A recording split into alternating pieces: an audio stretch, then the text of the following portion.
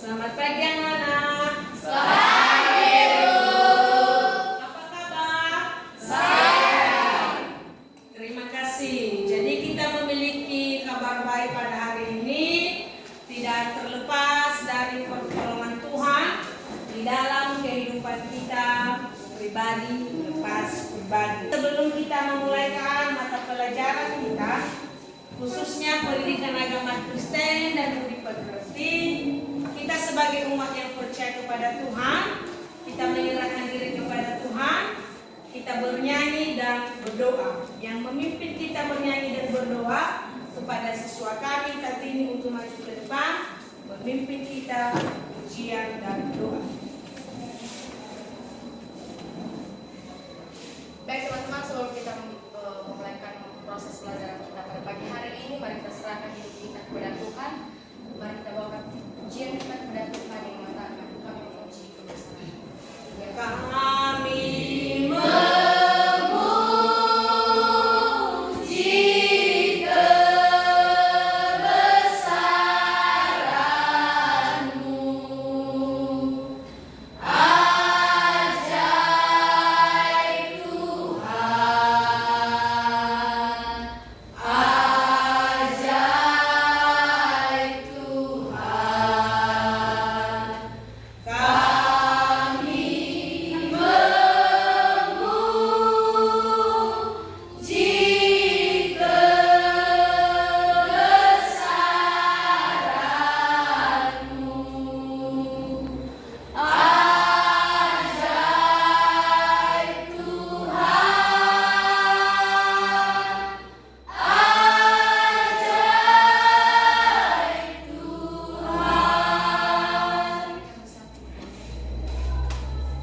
segala hormat kemuliaan hanya bagi nama-Mu Tuhan. Pada pagi hari ini kami sangat bersyukur buat anugerah-Mu, buat pertolongan-Mu, sehingga Bapa sebentar lagi kami akan memulaikan proses pelajaran kami Bapa. Kiranya Tuhan Yesus yang selalu menyertai, yang selalu menolong, sehingga dari awal ke tengah hingga kami akhiri, kami hanya pertaruhkan hanya di dalam nama-Mu. Tuhan Yesus, inilah doa anak-Mu, kami landaskan melalui anak-Mu Yesus Kristus yang percaya bersama Tuhan, bersama dengan saya katakan amin. Terima kasih, silakan duduk, Pak. Baik, sebelum Ibu mau melanjutkan materi kita pada hari ini, Ibu absen kalian. Alfred Kusalawa, Agnes Nisalaya, Hadir Bu. Albertus Franky Halawa, Hadir, Bu. Anugrah Dali, Hadir, Bu. Dedi Mr. Fiswaru. Terima kasih. Ibu sangat bangga di mana pada hari ini kalian hadir semua. Dipertahankan nilai absennya supaya memiliki nilai absen khususnya sama Ibu adalah 100%. Iya Bu. Kemarin Ibu telah menjelaskan materi. Kalau masih ingat materi kita pada minggu yang lalu tentang apa? Peranan dalam kehidupan keluarga. Jadi peranan dalam kehidupan keluarga itu kemarin telah kita bahas, dan pada hari ini materi kita seterusnya yaitu pentingnya persiapan pernikahan. Ya, pentingnya persiapan pernikahan.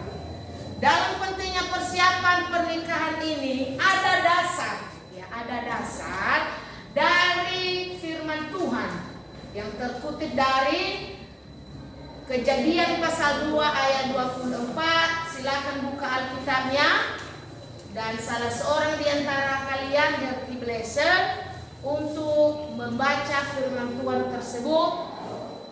Silakan berdiri dan silakan membaca.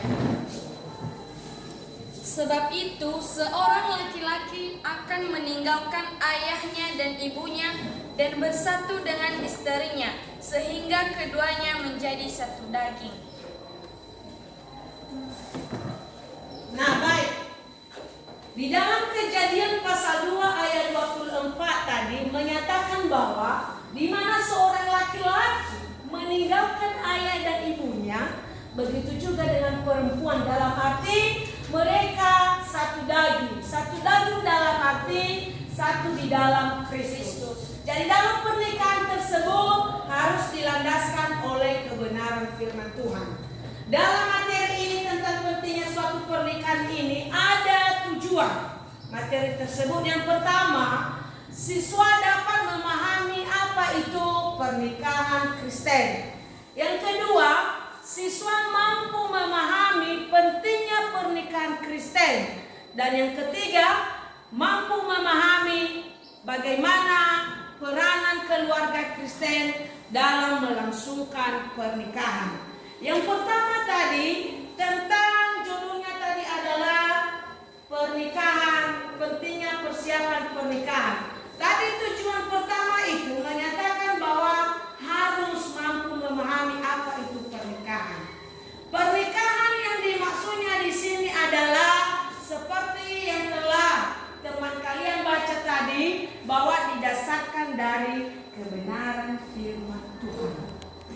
Bagi orang Kristen yang melangsungkan pernikahannya ada beberapa hal yang perlu dipersiapkan. Ini yang pertama adalah harus adanya persiapan yang memadai. Harus ada mereka memahami bagaimana nilai-nilai Kristen dalam keluarga tersebut. Yang pertama adalah pentingnya komunikasi. Ini mereka sedang berdiskusi. Jadi sama artinya sedang berkomunikasi. Dalam keluarga juga saling terbuka. Ya, tidak ada yang ditutupi. Adanya saling keterbukaan.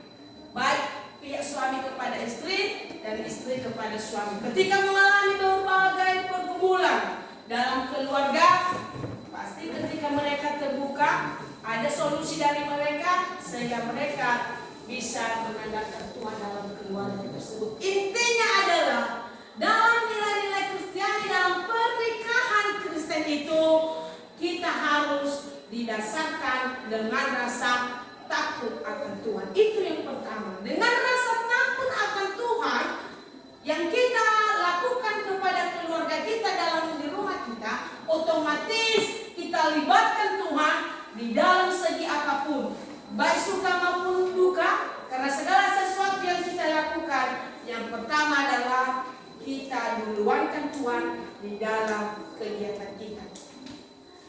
Kemudian dalam keluarga juga ada tadi tujuan yang ketiga adalah bagaimana peranan kita dalam pentingnya pernikahan Kristen ini. Peranan kita dalam pentingnya pernikahan Kristen ini adalah menjadi contoh yang memadai dimanapun kita berada. Anak-anak kami juga bisa memberikan contoh, memberikan teladan bagi keluarga Kristen. Keluarga Kristen ini ada banyak masalah. Ya, ada banyak sekali masalah di lingkungan desa kita juga, apalagi di dunia maya ini banyak kali yang terjadi dalam keluarga.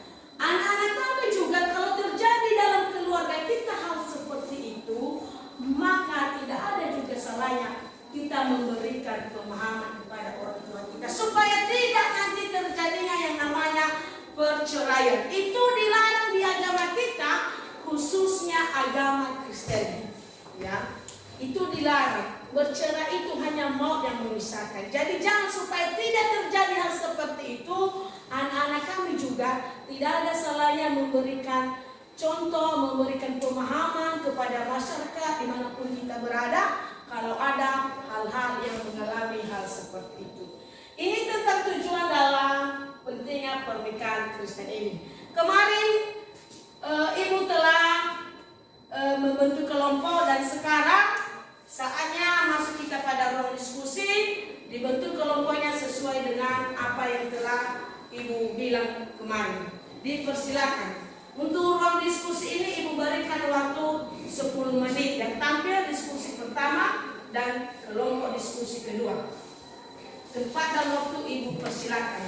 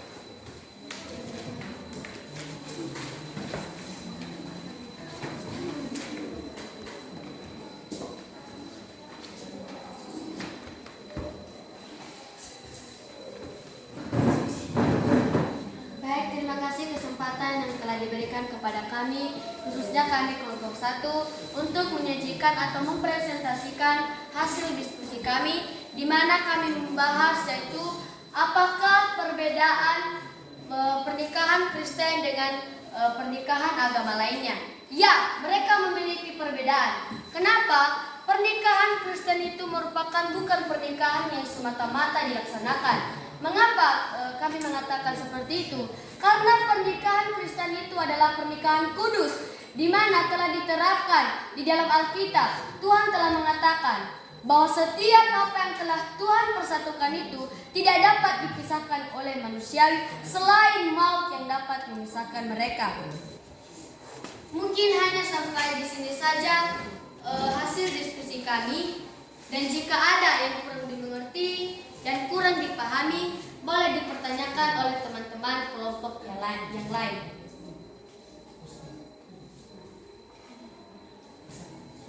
Jika ada pertanyaan, boleh dipertanyakan. Tidak ada yang bisa. Apakah mengerti? Mengerti. Nah, sekian saja hasil diskusi kami atau presentasi dari kelompok kami, khususnya kelompok 1. Akhir kata kami ucapkan selamat pagi, Yahobu. Baik, terima kasih hasil diskusinya. Dari diskusi pertama dan diskusi kedua, bahwa dalam pernikahan Kristen itu harus didasarkan dengan kasih dan setia. Firman Tuhan menyatakan, hendaklah engkau setia sampai mati. Ini firman Tuhan ini berlaku kepada kita semua. Ya, ketika kita sudah berkeluarga, maka kita selalu setia kepada Tuhan dan setia juga kepada manusia, baik pasangan hidup dan juga kepada teman sebaya kita dan seterusnya. Kemudian ada kasih, ini kasih. Kasih juga menjadi pedoman dalam keluarga, di mana Yesus Kristus telah memberikan kasih yang sungguh luar biasa di dalam kehidupan kita. Sehingga kita boleh ada oleh karena darah Yesus yang telah tercurah di kayu salib, sehingga dosa-dosa kita dia tebus. Oleh karena itu adalah kasih Yesus sudah kita rasakan, dan kasih itu perlu juga kita memberikan contoh kepada manusia. Sekarang ibu akan memberikan tugas, dan tugas ini silakan dikerjakan di rumah. Minggu depan ibu akan periksa. Sampai di sini aja pertemuan kita, dan sebelum kita berpisah-pisah, kepada anak kami Lydia Margaret untuk maju ke depan memimpin kita pujian dan doa.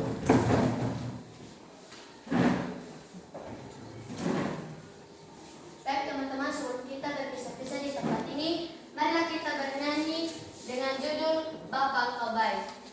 3, ya. Bapa engkau baik,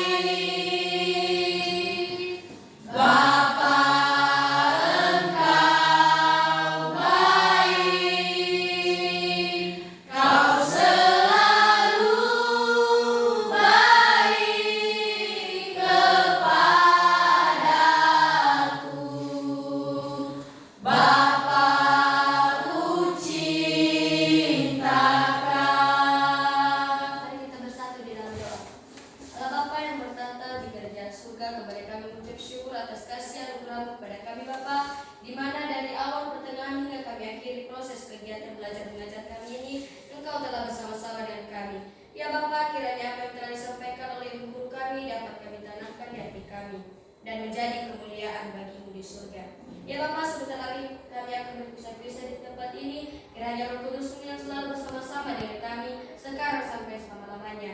Doa kami yang singkat ini kami landaskan melalui anakmu Yesus Kristus yang percaya kepada Tuhan, bersama saya katakan amin. Terima kasih, silakan duduk di tempat. Sekian saja pertemuan kita. Minggu depan kita teruskan. Akhir kata saya sapa kita di dalam nama Tuhan kita Yesus Kristus. Shalom. Shalom.